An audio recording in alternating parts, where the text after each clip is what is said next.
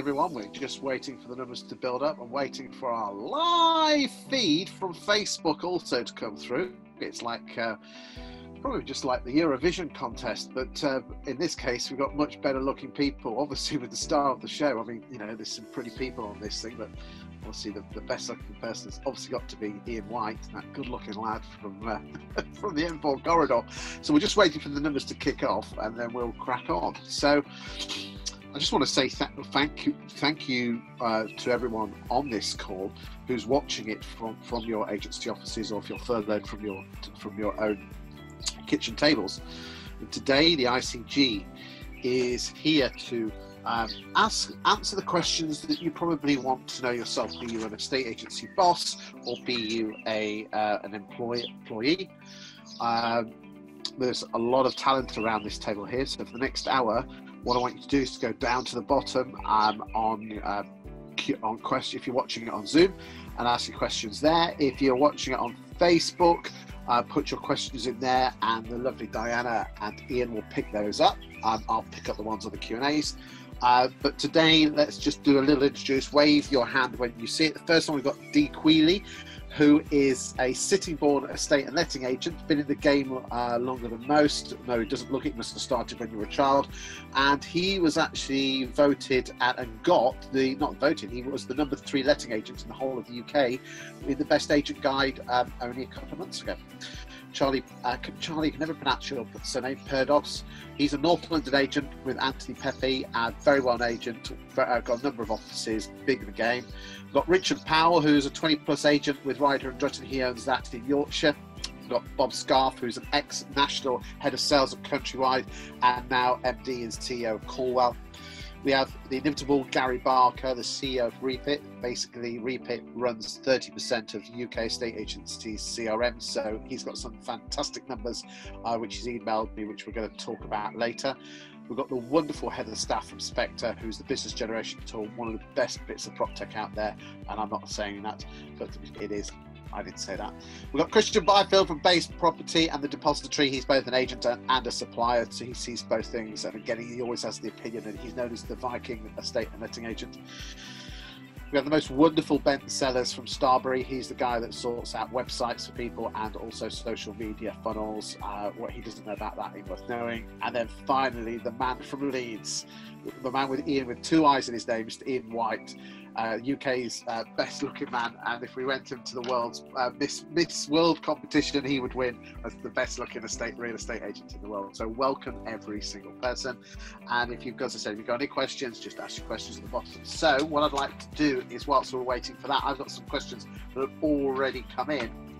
I think the first one I'd like to do, and this has come from a chap called James Smith, and he says, does the panel agree whether Roper has got isn't gathering more pace because deep down agents don't really like it? Anyone got anything to say on that one? Put your hand up like that if you do. Ian?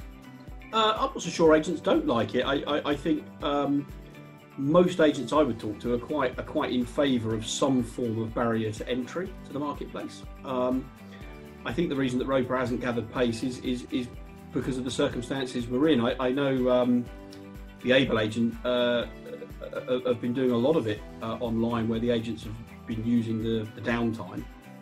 But I'm not sure. I'd be really interested to know whether agents do or don't like it, because certainly most of the clients I work with would be in favour of some form of situation to bring a proper barrier to entry into the marketplace.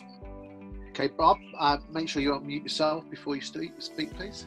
I think this fella's got a point. I think every agent, 90% of agents would say that they agree with licensing, they agree with higher barriers to entry, they agree with regulation, etc. But then they think to themselves, I should be careful what I'm asking for. When they think about the extra cost, the extra aggravation, and they chicken out, I think. And I think they decide, actually, yeah, I'm going to go along with it because it's the right and consumer-friendly thing to say. It's a clever thing to say, but I don't really want it to happen. And the reason why I think he's got a point is, why else? And I take the point that for the last 2 or 3 months it's been difficult to make progress with any of these things, but it's been, I mean, freaking hell, I've been doing this longer than any of you, probably more than you lot put together. regulation of agents has been being talked about since I started 40 odd years ago. And I think it boils down to the fact that a lot of agents, particularly one might say the bigger, more influential ones, are half-hearted about their support for it, whereas actually if they got behind it, I just have a funny feeling something would have happened by now. So whoever this fella is, I think he's got a point. Richard, you've got something to say. Only to say that I'm absolutely 100% behind it. As a business, we always have been. At the minute, we're trying to get every person that works for us up to level 3. We were doing it before with property market exams. Now we're using Charlotte and the Able Agent to get some of that done. And we've always tried to use it as a point of distinction, really, to make our business better, and to be able to say that we always had a better depth of knowledge and the ability to answer people's questions, really. So I'm absolutely 100% behind it. Okay, Ian next, and then Gary. Actually, I was going to ask Richard to talk about what he's doing, because I know me and him had a conversation a few weeks back, so I was just he's stolen my thunder and jumped in. Actually, I would like to ask Bob a question though. Would Bob be in favour of it? What, you know, if Bob was backing his old guys as the sort of head of Countrywide, would he be taking that organisation through, you know, the ROPA process, regardless of whether it's mandatory or not? Good question, and I think my answer probably sums up the reason why I think this person's got a point, because actually, instinctively, every professional fibre in my body is drawn inexorably towards the desire to have better standards. But then in a business that size, when you start thinking about the actual cost of it, and this is the point, more the risk that actually it won't ever be what it says on the tin, we'd probably have chickened out. We probably did chicken out in my time of pushing for it harder. So my point would be that if it was as tightly regulated from the outset, and it was intended to be as tightly regulated as financial services, where literally you cannot give advice to a member of the public unless you are licensed individually and as a firm, then businesses the size of Countrywide, Connells, LSL, etc., would get behind it 100%, as they have done with financial services. And unfortunately, the absence of that tightness of regulation, I'm afraid upholding the standards is then left to businesses like Richard's and others across the country who are doing their own thing because they believe it to be the right thing, full stop. But then, however much they feel good about that, and their customers should feel good about it, then get very, very frustrated where they lose an instruction to somebody doing it for tuppence halfpenny who has no standards whatsoever. So the answer is yes. Under any circumstance that's arisen so far, a big business like Countrywide would probably chicken out. But if it was done properly, they wouldn't want to. Okay, Gary, you put your hand up. I did actually. Funny enough, I was going to echo a little bit of what Bob was saying, because certainly from the Countrywide days when I was there, the FS training program was exceptional. And if that was endorsed across the rest of the agency platform, I think the corporates and, you know, the independents would be in a very strong position. I mean, certainly as a technology provider, I think there's a lot of technology out there that's making learning easier for agents.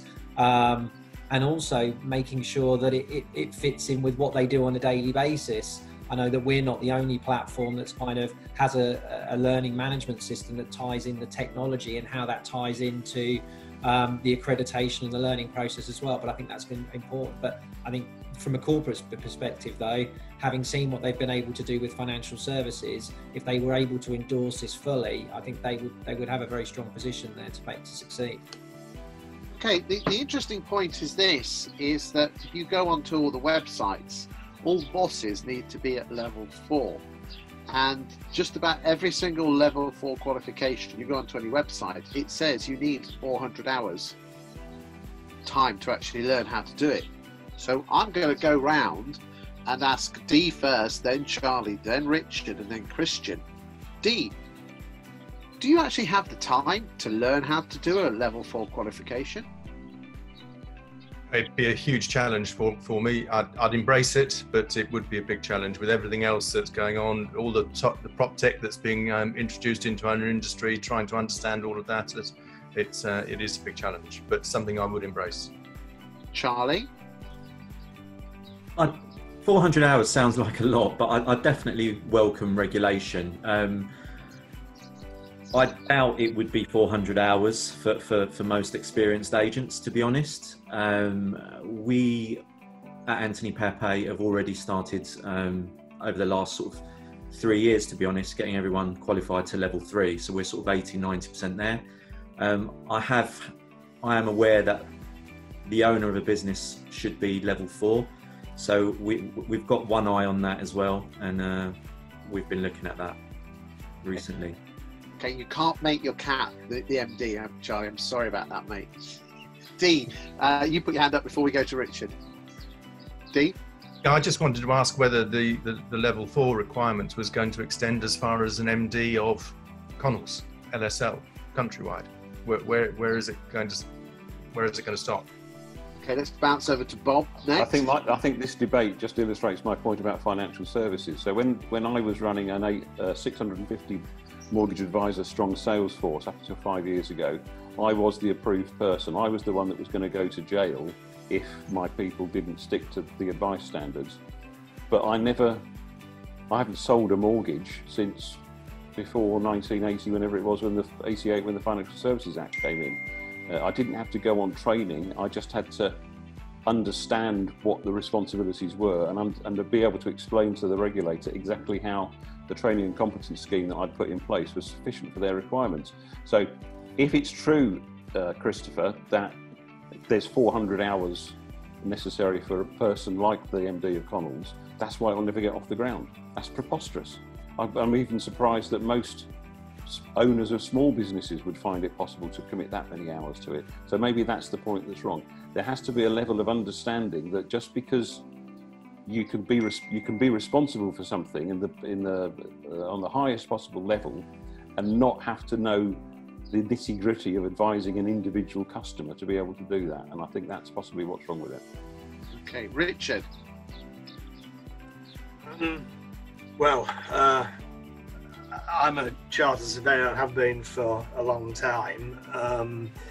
I think that if I had to go back and undertake a level 4 qualification at the moment, to be honest, 400 hours, I don't think it would take me that long. I think that in truth, because of what we do day to day, we would know most of this stuff anyway. I don't think it's too difficult or onerous, although I'm not entirely certain that until Roper actually sees the light of day, that we know exactly what business owners are going to be required to do. But I don't see it as being a big issue for somebody like me. Ed Mead has just made a comment. The problem with Roper is that it's a great idea, but like any good ideas, getting estate agents to agree to anything is like herding cats. Yeah, well, we know that, don't we? It's not a criticism, just the truth. Fees are too low to support. Would the public pay higher for fees for qualified people? He suggests they wouldn't. Interesting, although it might just whittle out the ones that don't want to do the qualifications. Do you think people who've been in the business that long should be grandfathered in, which basically means you've been in the business so long that you get it? Because you talk to what Lord Beth says, he doesn't want that to take place. Any thoughts, Christian? Yeah, I mean, a few points. I think I'm in Charlie's boat in that I don't think for an experienced person who's already of the mindset of running a professional business, I don't think they're going to need 400 hours. And I think Bob makes a valid point that suggesting it's 400 hours risks scaring people off. I think with compliance, I think for most agents, I think the biggest question most agents have when it comes to anything like Roper is what enforcement is there going to be? You know, I think anyone who works in the letting space has seen an array of compliance measures come in over the last 10 years. The diligent agencies have readily adopted those and put everything in place. But, you know, as we've suggested, there are still many agents and many landlords whom that legislation was designed specifically to tackle, that are still conducting business exactly as they always were, because they know there's a team of 14 people policing the entire industry with, you know, £1 million worth of funding or whatever. So I think the thing with Roper, I think the thing that most agents will teeter on is, yeah, we back it, but we back it if it's going to be a real thing. I mean, like Bob said, if it's going to be enforced like the FCA, you know, and be strictly, effectively legislated, or whether it's going to be something that's brought in and then, you know, there's no proactive side to the enforcement at all. I think that's what most agents will walk the line on. Good stuff. Last thing on this topic, Ian White, please. One of the other challenges might be how to drive consumer awareness of what ROPA means, because ultimately, if it's just a throwaway badge from the consumer's perspective, it becomes largely irrelevant, because you know, passing a exam or an entry-level exam, whilst I'm in favour of it, realistically doesn't change how you behave. So this organisation needs to be known to the public, and it needs to have teeth to be able to remove people that don't practice properly. And I think if it can do those two things, then I would imagine that everybody would want to get on board with it. But the agents have to be complicit in making that happen. They've got to put some budget aside to work with people like Ben and, you know, give them the project to get ROPA or the qualification into the hearts and minds of the consumer, and establish their difference between those that are in versus those that aren't in. I think that's one of the other challenges, you know, just having the qualification doesn't mean much. Okay, Christian, make it nice and sweet, please. So look, I think an interesting thing, and this hopefully gives us an opportunity to move on to a slightly different subject here as well, is I think what a lot of agents think about ROPA or any enforcement coming in is this conversation about raising fees. I don't think we need ROPA in order to raise fees. I think there's a lot of agents who are looking for a reason, some sort of marketplace reason why they can charge more than they do. But I think those agents need to stop waiting for that reason, create that reason within your business, right? There are plenty of agents out there who have built sizable businesses asking what some agents would consider eye-wateringly high fees. You know, and so I think that's one thing I would want to say to the agent community in here. If you want ROPA to come in purely because you think that is going to be a legitimacy to raise your fee, don't wait for that, because that, as Ed hinted to, that might not happen. The British consumer mindset might not change. So if you want ROPA because you want to charge higher fees, stop waiting for ROPA and start looking at your own business and where you can add those different service levels, that differentiation, where you can fully justify the fee that you feel you should get paid. Okay, right. Next question that's come in is from Chris Jones. He's thinking of leaving Rightmove. Should he or should he not? Right, let's throw that one out. That's a big one. Anyone got anything to say on that one? Ian? I think that's, well, actually, Christian's probably the best person to answer it, but I think that's very difficult to answer. I think it really does depend on the individual circumstances of the individual business. I think many are not going to be able to afford to stay on unless there is a longer term reduction in prices. That the decision will come their way rather than them make it. But I think it really depends where your business is in the cycle. If you've got a really strong local brand, that Rightmove isn't currently your best member of staff, which it is for a lot of these businesses, then the answer is probably yes. But if Rightmove is your highest performing person, because that's the way you've structured your business, the answer is possibly no, or not yet. I think that's a business by business decision from my perspective. It's not one that you can just say, yes, you should, no, you shouldn't. Okay, let's go to Ben next, then Gary afterwards. Yeah, I think that before you sort of cancel something out, you need to have clearly put some time into testing out all the different digital marketing channels. You know, if you don't have a digital marketing strategy, for example, you know, it would be a crazed thing to do because you're going to drop off a cliff. But if you've actually gone out there and put, you know, some, you know, proper thought into your brand communications, embracing social media, obviously, and, you know, you can go into much deeper forms of embracing social media. Obviously, there's organic, but there's also the sort of more AI-driven, such as we've talked about CCT, who are part of the ICG Approved. And, you know, you need to be able to be confidently generating leads without Rightmove. And I think that at that point, you can start thinking about moving some of your budget. Many of our clients have done that. Okay, let's go to Heather, and then we'll go to Dee. Yeah, I would fully agree with what Ben says. I mean, from our perspective, we are actually able to see the market share of all of our clients, and for the ones that have come off Rightmove, on the whole, their market share has dropped. However, some have been able to maintain it and even grow it, but most drop. So I think you have to have everything that Ben just said in place, and you also have to have, what are you going to say to the consumer if they say, are you going to list my property on Rightmove? You've got to have no, but X, Y, Z to basically replace that. And without that, I think it would be commercial suicide. Okay, just before we go to Dee, I'm gonna come to Gary, but just mute yourself again, Gary, because I will going to come to you in a second. Heather, anecdotally, what are the ones that haven't seen? You obviously get to know your clients. I don't want you to mention any names, but the ones that have seen no effect of leaving Rightmove or increased, what have they all got in common? Ooh, good question. I think the honest answer would be I don't know, because all I'm looking at is the stats. I've not obviously rang them up and said, what are you doing to counteract coming off Rightmove?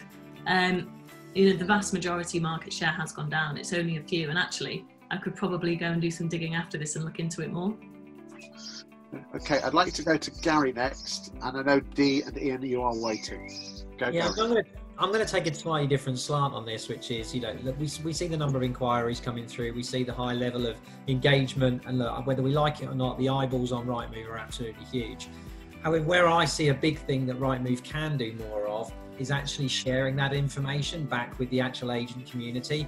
To Ben's point around digital and social marketing and AI, imagine a scenario where Rightmove could actually look at an agent's database and say, look, across your 100,000 contacts, these guys are really active on Rightmove at the moment, and we're tracking cookies, and we can also see that they're looking at related sites that show that they've got a passion for moving at the moment. They're all the key signs, they're Googling kind of mortgages. We could give you a score back. If Rightmove could give you a score back of saying, look, we can make 100 calls today for contacts, which contacts should we be calling? That's where Rightmove can make a massive difference, and it's something that I'd love to do with them if they were able to, if they would be willing to kind of share those data insights directly with their customers.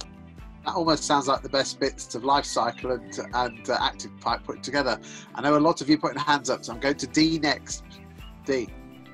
Yeah, I just wanted to add, I'd agree with what Gary and Ben have been saying, and insofar as a big problem for us is actually managing the volume of leads that are coming through.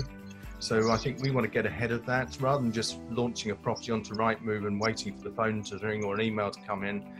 We need to get ahead and maybe just use social media and digital marketing to be able to get information out to the right people before necessarily just launching it willy-nilly onto Rightmove.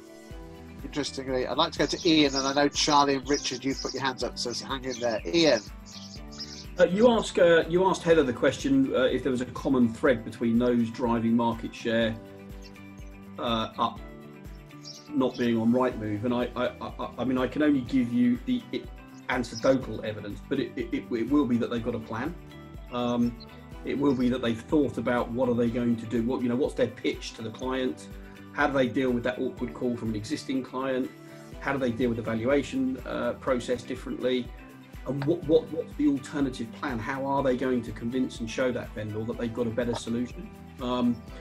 I personally am absolutely no doubt that there are now more using digital marketing techniques and various other marketing skills, personal branding, that actually Rightmove isn't as effective as people think it is. That there are many, many more effective ways of driving leads to you. It's just that the consumer and or perhaps estate agents are addicted to this Rightmove thing. But the simple answer is have a plan. Have a plan. If you've got a plan and it works, try the plan, test the plan, work the plan, save the money if the plan works. It doesn't. Let's be honest, Rightmove is plug and play estate agency, so even I could set Chris Watkin estate agents up and have the same footing as everyone else. Maybe if we all came off it and were actually pushed our services and made our value add, then we could add more, get high fees. Charlie, you've got something to say, then Richard afterwards. Yeah, thanks, Christopher. We've taken the plunge and come off Rightmove for this month. Oh, well done, mate. At least they've got on the stage and put some money where their mouth is. Well done. So we have put put our money where our mouth is, and for me, it's not about it. One thing we haven't spoken about enough of, I think Dee touched on it, is the efficiency of the leads that we're receiving. I mean, we receive thousands and thousands of leads, but I think one thing that estate agents are not very good at, and they haven't improved over the years, is actually managing those leads. The efficiency of how we deal with leads has not improved over the last sort of 15, 20 years. I think a lot of things have improved in estate agency. A lot of innovations have come in, but I think estate agents are generally quite poor at dealing with leads, and that's probably because of Rightmove and Zoopla and things just sort of landing on their laps or their heads. For us, we feel like we've got enough leads from Zoopla and the other portals, and we're concentrating on the efficiency of converting those leads. And of course, you would be crazy to just come off a platform, exactly as Ben said, if you didn't have a social media strategy in place as well. So I think that's extremely important. I'd like to bring Bob in at this point. Bob, you did a survey where you sent out hundreds of valuation requests. Now, remember, boys and girls, when you do a valuation request on Rightmove, the email goes out to 5 agents. So I think the important thing is that they're not going to get all 5 in, getting in there first. Bob, only 27% of people rang you back in the first hour. That's amazing. Why do you think that is? Because they're hopeless, most of them. I'll come to that in just a second. So 2 points I'd like to make, and it's valid to what you're just saying. No agent should do anything, one might say, of any expenditure, but particularly around marketing investment, without making decisions based on facts, as opposed to what Nelly the negotiator happened to tell them yesterday, what somebody down the pub or down the virtual pub nowadays said to them once a mate that they played golf with said. And so that's the first thing I say. And the second thing I say is the vast majority of agents, which is your point, Chris, is they don't know these facts. I'm not. Please don't be insulted, those of you that do. You exist, and I'm very pleased that you do. But the vast majority of agents, the very ones I was talking about a minute ago, who wouldn't be in support of the regulation of estate agents because they know they wouldn't be able to get their business over the barrier, are also the type that don't make fact-based decisions. I remember when On the Market launched, whenever that was, and I remember the people I worked for then, clearly we weren't part of On the Market, and we did a lot of customer research of what other agents were up to. And a lot of agents had pulled off Zoopla, telling their customers that their vendors and their landlords that there was no point being on Zoopla because we don't get any leads from them at all. Yet we know the volume of leads that we were getting from Zoopla. So they were turning their back on a third, at least, of the marketplace in terms of leads at that time. And the other thing we knew, that these were unique leads as well, as opposed to people that had visited both Rightmove and Zoopla. Well, it was... Well, so to come back to your point, this was a Calwell mystery shop using Rightmove local valuation alerts in London last summer. We've done various ones since. If anybody wants to know the details of them, they know how to contact me. But we did this particular one that you're talking about, Chris, was done last summer. And yes, we sent 180 something like Rightmove local valuation alert requests, all with genuine postcodes, all with genuine, they weren't easily sniffed out as being a mystery shop. And only 28%, I think the number was, contacted us at all, and only about 5 of that 28% contacted us within an hour, or contacted the person within an hour. All right, so I thought it was within the hour. Sorry, that's even worse. So your point, and maybe I'll just close up on this, is that anybody making decisions about Rightmove or Zoopla or On the Market, or whatever, just needs to look at themselves first. They're spending an awful lot of their money each month on the membership to these portals. Probably more money by now than they would be spending on newspapers if the internet hadn't been invented. More to the point, newspaper advertising spend was always flexible up and down almost by the week, whereas portal spend isn't. So it's a big chunk of their investment. But unlike newspapers, they have the ability very accurately to track precisely how much volume they got and precisely what they've done with them. So it may cost more money, but they have the opportunity to be far more thorough in their return and investment calculations, but they simply choose not to be or can't be bothered to find out the truth, find out the facts. Okay, thank you. Richard, you put your hand up a few minutes ago. I did.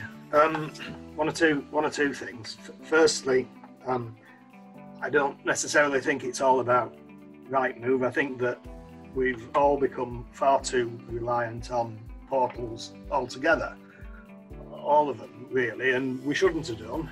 And we fell into it, but we did. So I think that we need to look at what we do ourselves. I agree with Heather. You've got to have an alternative strategy. So CCT or AdPhoenix or whatever you've got to do that. Gary, we've been using Rightmove's Opportunity Manager for some time, and we get leads through from Rightmove when people have ticked a certain number of criteria about their activity on Rightmove, and we know that on any particular day they're really, really active, doing something in particular that ticks it over, and that's been quite successful for us. So coupling that with even more data about what people are doing outside Rightmove as well would be really good. And finally, I agree with Charlie. We've got to be much better at filtering the leads that we get. We use a system called Area, so the leads come into us, but they don't go in our CRM now until we've dealt with them and filtered them out. And in actual fact, we are probably going to go another step and actually outsource the filtering of our leads from portals to get somebody else to spend a bit of time working out whether they're any good or not before we even get them. I think that's really important now too. Isn't it interesting that Andy Solomon, who I believe is an ICG member with Yondell, who does all of the mystery shopping exercises for Peter Knight's Best Agent Guide, said 18 months ago that 52, and remember, every single agent on Rightmove was mystery shopped, and 52% of emails were not even responded to. Isn't it amazing that we complain about 52? And you say that to any agents to us, not me. Well, half of you are guilty of that. Gary, you put your hand up. Yeah, I mean, we can testify to that. We track the stats from it, and it's exactly 50% of all inquiries that come in from all the portals are unprocessed. 25% of them are duplicates, and then the remaining 25% are there. So I mean, that gives you an idea of kind of what gets through the platform and the level that they're. But 25% are duplicates, and I think that should just be that should be factored into this as well. Okay, it's still. You mean the same customer came through same customer came through more than one portal at the same time, or more or less the same time? Same portal at the same time. So especially duplicate leads, yeah. But remember, this was a mystery shopping exercise, so that it wouldn't have been a repeat on that one because it was just absolutely right. Okay, but point taken. Even if you've got, Richard, I'm surprised that you would consider outsourcing what I would think is probably the most important phone call. The first impressions one is the most important one. So have you not also? You said about we've allowed ourselves to become hostages of portals. My words, not yours. Aren't you finally surrendering if you're now going to let that first call go? I think to some degree, yes and no. I take Gary's point about duplicates and the absolutely terrible quality of some of what you get. So you've got to filter that out. And I think that absolutely the first call has got to be of a very, very, very high quality. But whether or not it has to be made by me or my people, I'm not completely convinced. So no, I think we can do it very, very well. At the same time as filtering out the ones that are just not worth the bother. We used to import them all directly into Repeat, and then we spend hours and hours deleting them again. So there's no point in doing that. It's just a matter of managing the process a bit better than we do.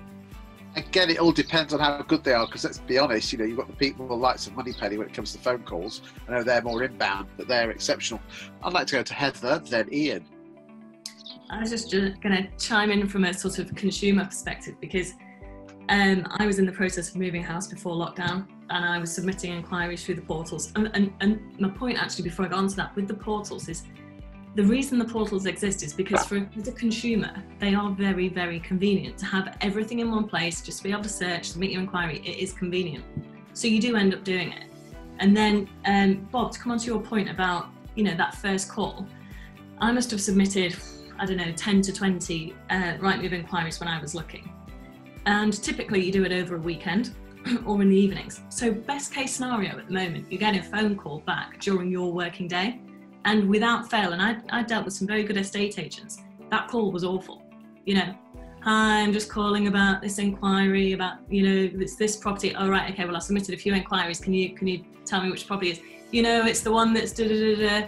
Can I take some details from you? So at the moment, I think the bar as a consumer, and obviously I'm just using my sample size of 10 to 20, is actually really low in terms of that experience. So actually, if you've got somebody dedicated to it who's an expert in potentially doing that call, maybe you could actually do it a lot better than how it's being done at the moment. Excellent. Ian, and then Ben. Yeah, I think Bob's point about giving up that initial phone call is very valid, but I believe we've moved into a point in time where that first phone call just isn't getting done, or if it is, it's getting done badly. And I think the cost to move to have the right number of people to deal with it properly is just no longer possible. Therefore, I think what you need is a mixture of technology, outsourcing, better software to deliver to your real people that are, you know, your experts that are on the ground, the troops that are on the ground floor, the good lead, and let technology and outsourcing deal with the rest until it becomes a good lead. So I'm very much in the camp that, of course, if you can get to every single person, phone them, and have a real rock star employee make that phone call, fabulous. But I just can't see that that's possible. So I think you have to have your rock stars, you have to have a filtering system, and you have to have your rock stars dealing with the right leads, and let the rest be dealt with brilliantly and fabulously and routinely. I mean, I'm not suggesting for 1 minute you deal with anybody badly, but just get it dealt with, you know, in a much more efficient way at the moment. Because at the moment, half of them aren't getting dealt with at all. And in Heather's case, when she did eventually get dealt with, and I think this is indicative, they weren't dealt with very well. So we're not giving up much. If we could get them all dealt with brilliantly, fabulous. But I just can't see us being able to do it, sadly, without outsourcing. Ben, if you could have the last word on this one before we move over to the next topic. Yeah, I was just going to say that, you know, hopefully all this say no to Rightmove might kick off one thing that I'm happy to say has started to happen in the CRM world. Over to you, Gary, on this particular one. But, you know, this whole lockdown data, you know, Rightmove, you pay a shed load of money, you get little bite sizes of data. Here's their name, their telephone number, and a few little bits and pieces. It's all done through emails. We need people to open up their systems and realize and be confident to realize that an open API, two-way syncing, foundations shout out, and then it allows for things. So if you wanted to use Prospect Engine to do some of your prospecting, and they've got an open API going to them and then back directly into the CRM, it makes a lot of good parties to be able to join up. Is that a good one for you, Chris? You're smiling. I tell you what, it sounds so amazing and brilliant. Yeah. If only there was a product out there that did all that, Ben. I don't know what you mean. What, you could seamlessly log in between different platforms, you know, no longer having to have different passwords, you know, everything in one system, that kind of thing. You know, if only there was such a thing. Yeah. There you go. Well, there you go. That's amazing. Right, okay, next, this is a nice segue in. Gary, you run the CRM systems of about a third of UK estate agency, and let's be honest, Repeat ain't cheap.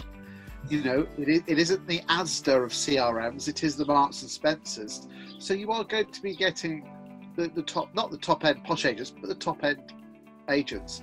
You've got some amazing stats that have come through I'm not necessarily interested in week on week, but year on year.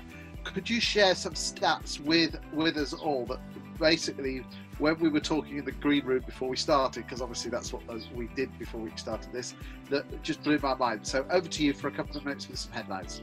Yeah, just to kind of give it, and it's interesting to keep kind of track the market, because I think we all know that whilst we kind of in a lockdown period, we saw transaction volumes kind of fall off a cliff.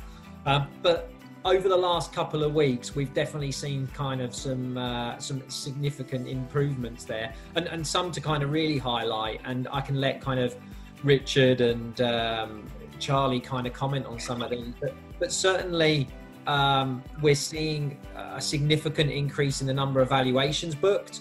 We're kind of now 50% of kind of pre-COVID levels in terms of the number of valuations booked, and we're about 2/3 of pre-COVID levels when it comes to actually new instructions. Pre-COVID, we were at a real peak of around 9,500 new instructions, and we did kind of near as damn it 7,000 new instructions across our platform. And when you look at our platform being about 1/3 of the industry, but I'll tell you, there's one that I have been really interested in, which, and I'll give two others actually. One is we've seen a near 30% increase over the last kind of few weeks in the number of properties being rent collected. So agents increasing the number of properties that they're rent collecting, and that's increasing, not moving down from managed. It is movements from let onlys to rent collect. So I can let some of the agents talk about that. Certainly I'm hearing things around Airbnb and landlords looking at security over collecting their rent. But the other big one that we're actually seeing, and I'm really pleased in, is that the actual quality of the sales pipeline. We've only seen through the whole of lockdown, we've only seen pipelines reduce by 8%. And in the last kind of 2 weeks, we've only seen them drop by less than 2% in terms of number of properties in that pipeline. So, we're certainly seeing a very strong pipeline. And on the letting side, more engagement from landlords wanting agents to do that rent collect service for them. And in fairness, managed portfolios are up by 3% as well. So more, landlords wanting their agents to do more, not less right now. So I don't know whether that actually throws some questions over and some thoughts from maybe Charlie, Richard and Dee and Christian, who are kind of part of that world. Okay, let's go around the agents. I know, Ian, you put your hand up. We'll come to you in a second. So let's go to Christian first, and then we'll go around. I'd also be interested to know how your rent arrears are at the moment. So far away, Christian.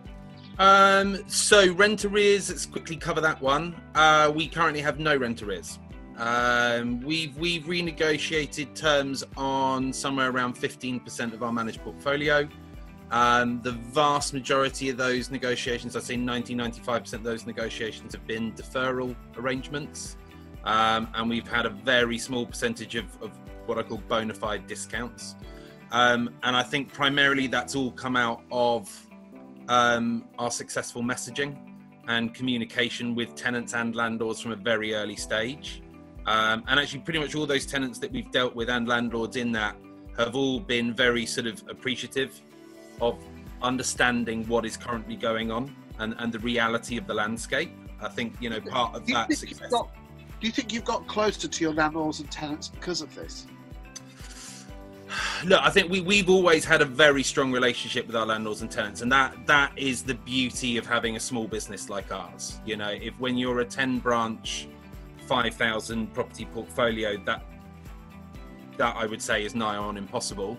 A team of 6 people looking after 200 odd tenancies, we have very, very personal relationships with our landlord and tenant base. So I don't think anything has changed, but I think this has been yet another validation that as a small business, that personal relationship is critical and does deliver.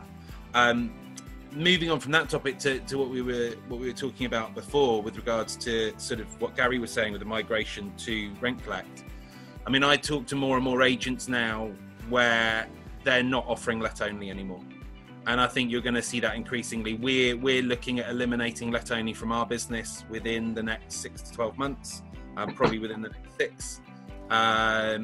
So yeah, all of our let onlys will migrate to a rent collect service, and let only will cease to exist. And I'm talking to more and more agents, big and small, where that is their de facto position now. They're just not interested in let only. The liability that you carry as a let only agent, I think more and more agents to have, to strengthen that relationship, but also to have ownership of the whole sort of regulatory compliance journey as well.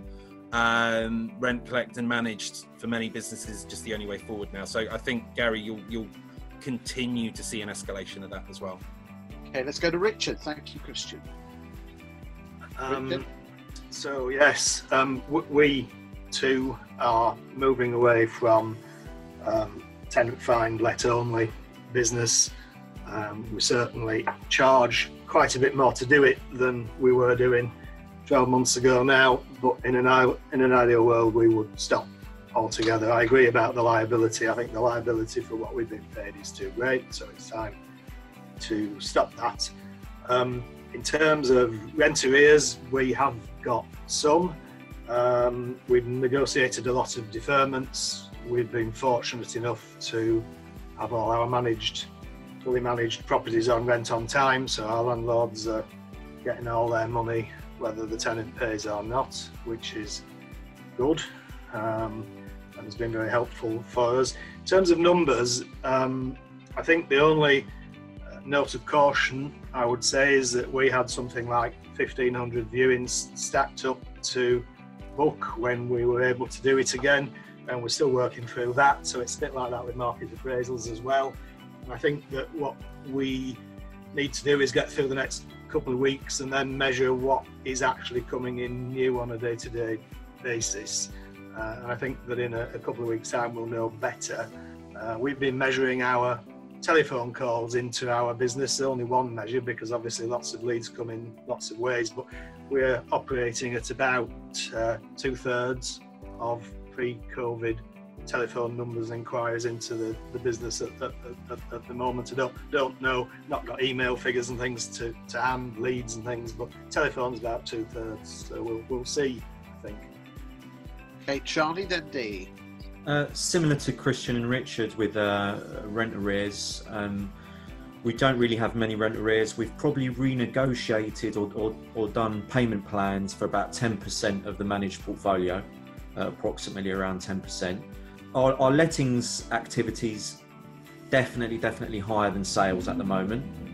I think, like the guys said, it's a bit too early to tell because we've had a lot of sort of pent-up demand and stacked up demand for viewings and valuations, so we're not sure yet. We probably need another 2-3 weeks to really see how busy we are in sales and lettings, but I can definitely see lettings is nearly back there, and we've brought back a lot of our staff that were furloughed from lettings. In terms of the sales pipeline, anything that not much has fallen through, it's much less than 10%. We have renegotiated a lot of prices, mostly probably people trying it on. Definitely been renegotiations though, with prices. People don't really want to pull out, they're just using it as an excuse, unfortunately, just to renegotiate the price.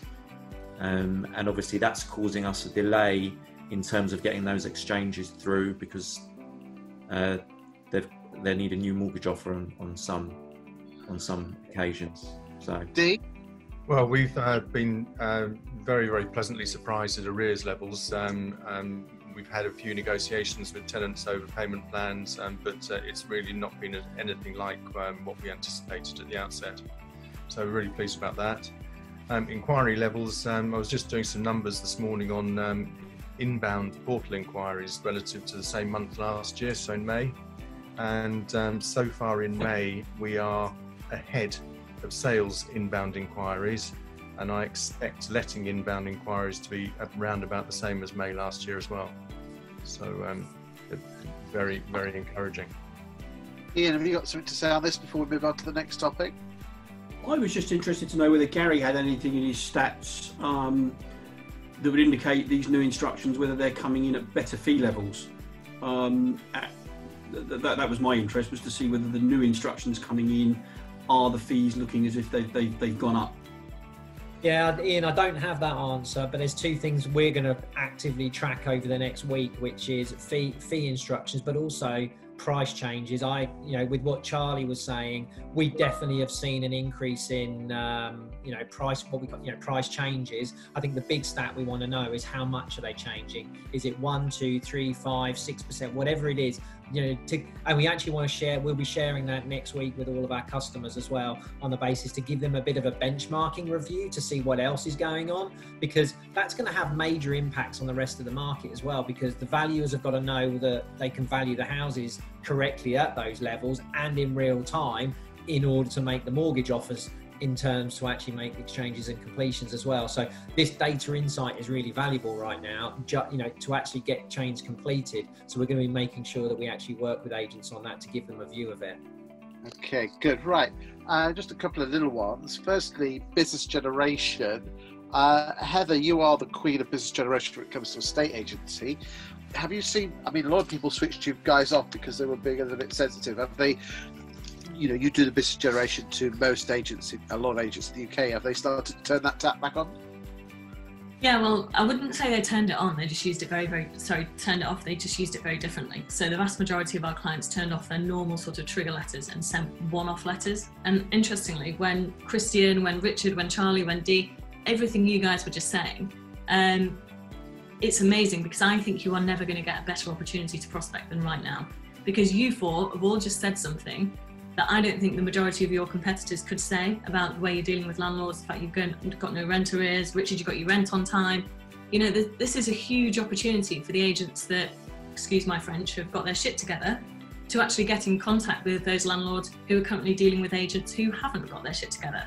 And if you can get that message out concisely and sensitively, then this is a massive opportunity, and we're seeing it particularly on spec to lettings at the moment, that people are picking up instructions. So yeah, I think right now there is a point of differential for some agents which normally doesn't exist or is much more difficult to articulate, whereas now it's much more it's much easier, particularly for the smaller agents or the ones that have got a plan. If you have got that plan, I think landlords are looking for a safe pair of hands, and they will switch if they have not been given a good experience by their existing agent. So I actually think you've got a window of opportunity that's closing by the day, and people should really be making the most of it right now. And on the sales side, we've seen a huge uptick on over the last 2 weeks, with basically agents saying that they're back to work but safely, and these are the safety measures they've got in place and all that sort of stuff. So yeah, I would say, guys, if with everything else going on, I understand prospecting might have fallen by the wayside in the rush to get back to work, but massive opportunity right now on both sales and lettings, I think. Good stuff. Interestingly, Chris and Matt, our video guys, have been filming in Yorkshire, one of the big agents, where they've actually filmed someone in their house, actually have them what they do as an agent to prove that they are being clean, which is, I think, fantastic. A lot of people put their hands up, so we'll go to Christian first, and then we'll go to Ian. I'll keep mine short and sweet. Just to say, I think tough markets are great opportunities for great agents. I know for our agency, we saw our biggest annual growth 2008, 2010. I think we grew at about 25% each year, because that separates the wheat from the chaff. And I think also those markets represent another thing, because your quality tends to get recognised in a tough market. You can also be a lot more bullish on fees. We've definitely seen an uptick in new instructions.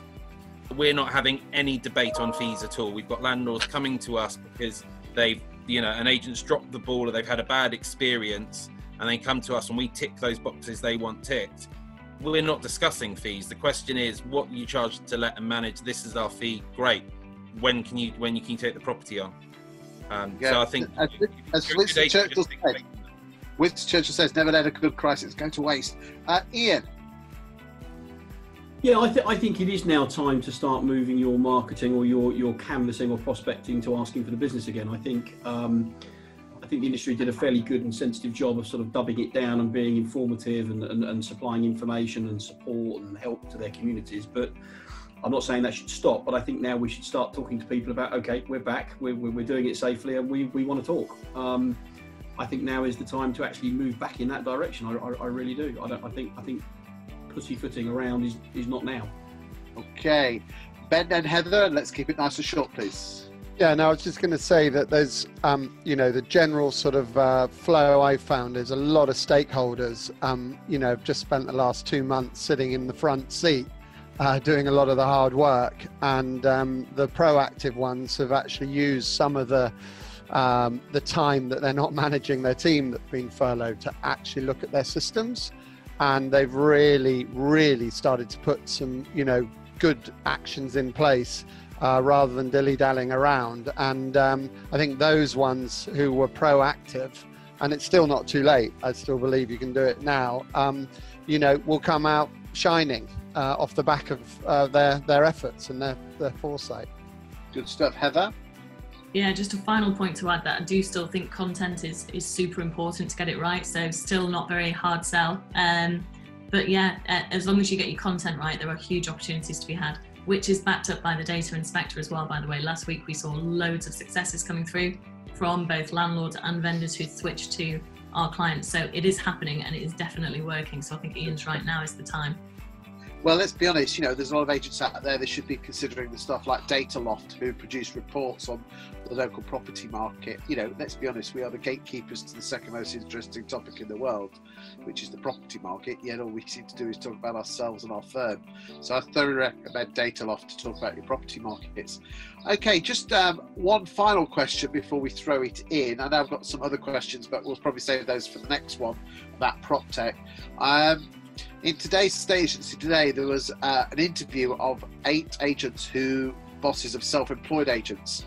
Ed Mead has asked the question, does the panel think that they agree that some these umbrella outfits aren't doing enough for their own brand advertising?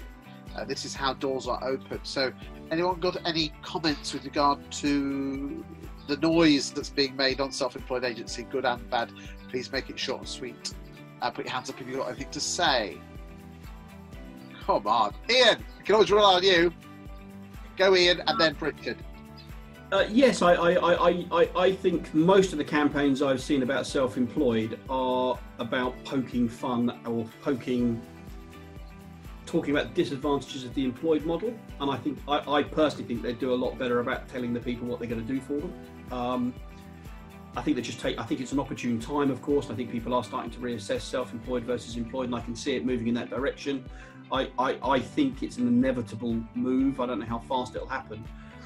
But if you're going to campaign on what's good about your offering rather than what's bad about what they're leaving, would be my view. But I think all of them that I've seen are really poor in lead gen, and they're not doing enough to give the people that supposedly join them a brand that's known within the communities. I mean, I would much rather hook up to a Richard Powell or a Keeley & Co. or an Anthony Pepe as a self-employed agent than I would most of the ones that are shouting from the rooftops, because in those locations where they trade, their brand stands for something.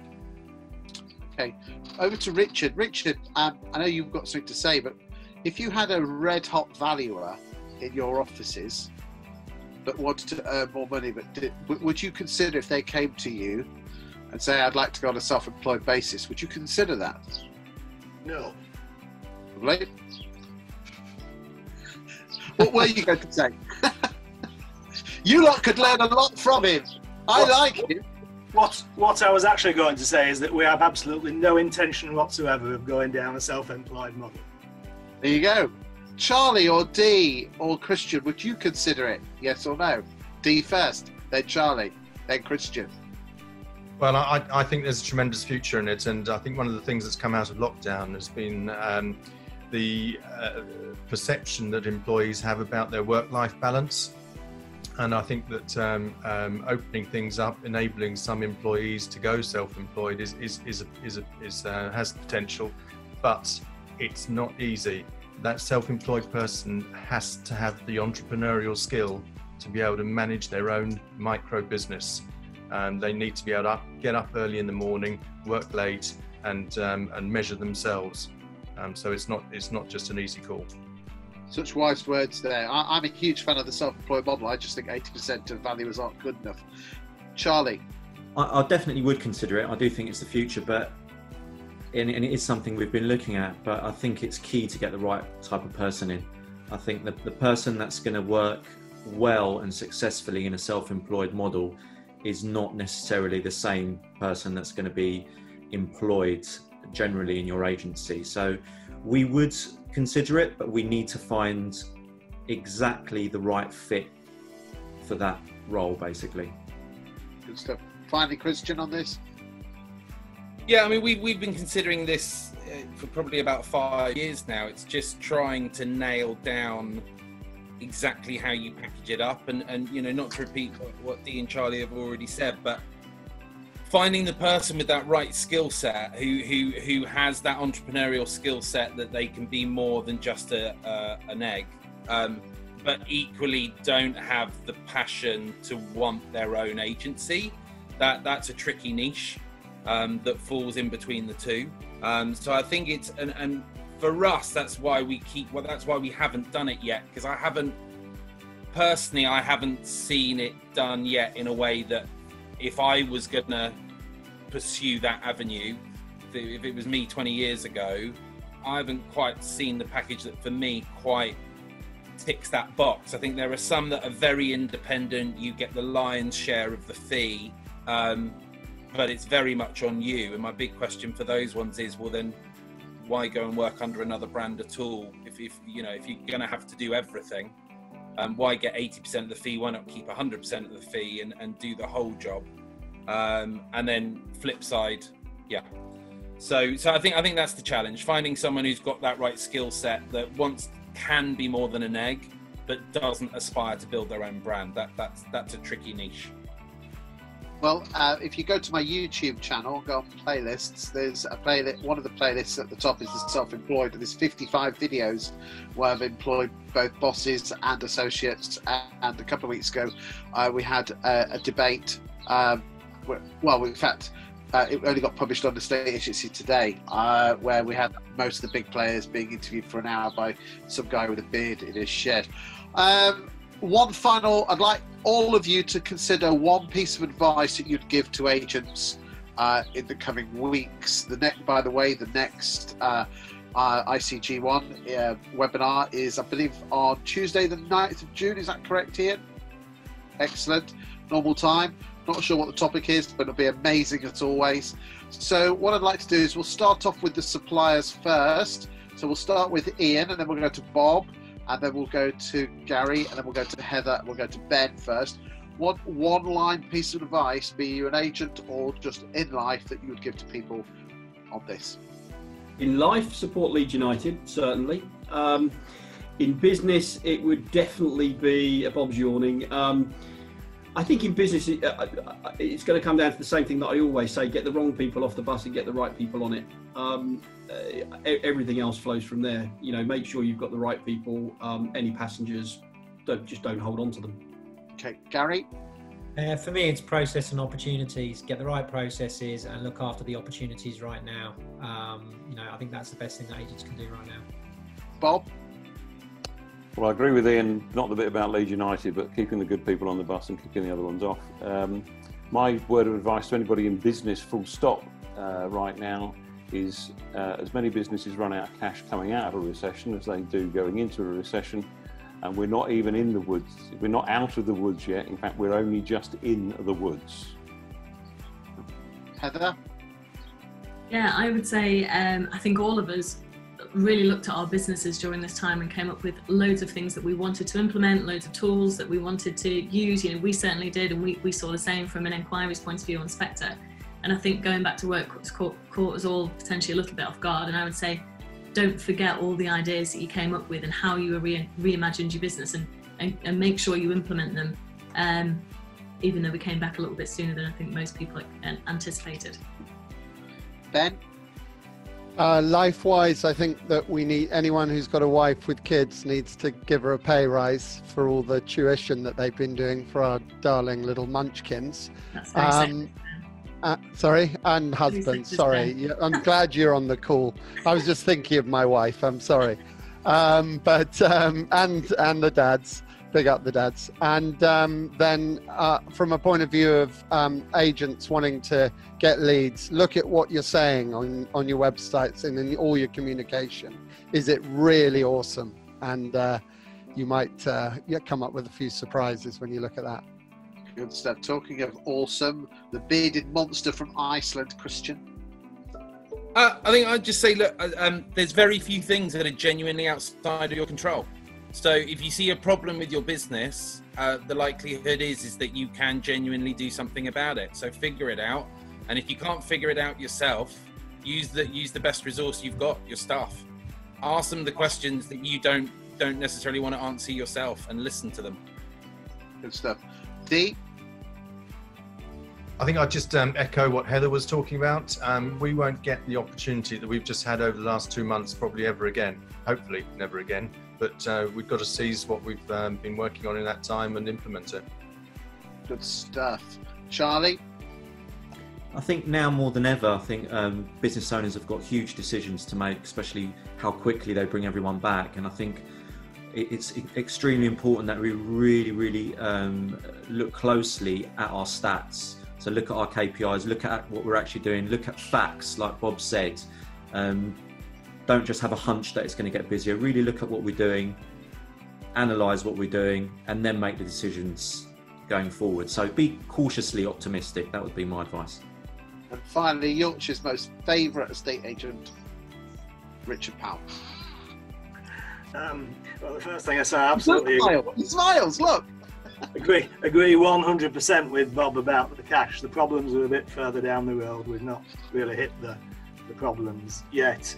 Advice, work out what model you really want to run, work out what the processes are, work out how Proptech can help you, and then get them all in one place. Thank you very much, everyone, today for being on the ICG webinar. Thank you, everyone, for your questions. Thank you for watching. I hope that's been beneficial, and we'll see you in 2 weeks' time. So wave goodbye to everyone, and thank you very much.